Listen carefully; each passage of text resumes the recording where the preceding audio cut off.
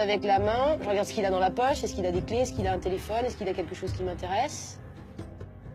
Et puis bah, on a fait la poche droite, bah, on va faire la poche gauche. Caractéristique, une infraction, un vol. Et là, on voit apparaître un usager. C'est très clairement quelqu'un qui a le comportement d'un usager, qui attend sa rame matinalement. Et là, qu'est-ce qui lui passe dans la tête, je ne sais pas. Vous voyez, il est... Je stoppe vraiment, il n'a pas l'attitude de quelqu'un qui est... voilà, il n'est pas bien, il est plié en deux. On se demande même s'il ne va pas vomir ou quelque chose comme ça. On se dit, tiens, il est vraiment pas bien, il est malade.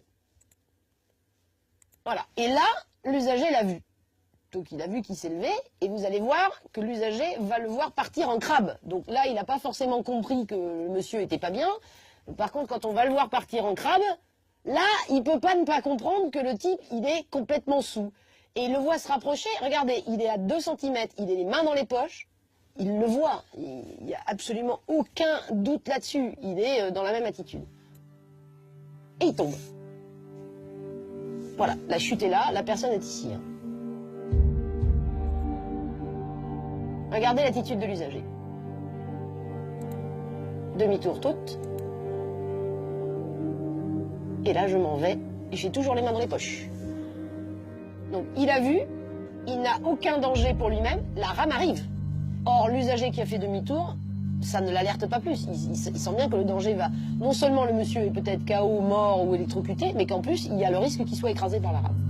À aucun moment, cet usager n'a fait quelque chose de positif pour porter assistance à l'usager, ni prévenu des secours, ni interrompu le trafic, ni se précipiter vers lui, ni lever les bras au ciel, ni crier, ni faire un réflexe. Voilà, il a fui.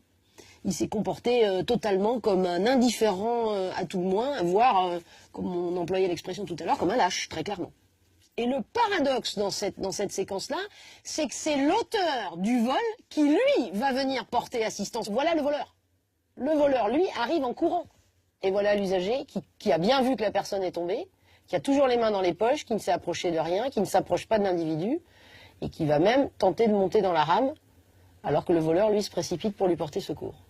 Et il va lui tendre la main, il va l'aider à remonter. Par chance, le jeune homme n'a rien. Il est juste un peu sonné. Grâce à son voleur, il a sans doute échappé au pire. Ça montre bien qu'il y a de l'humain derrière ce réflexe de l'assistance. Et que le voleur, il a réagi pas en voleur, il a réagi en être humain en se disant « Je suis peut-être un voleur, je suis peut-être un salaud parce que je suis un voleur, mais je suis pas un salaud au point de laisser cette personne s'électrocuter et ne pas spontanément... »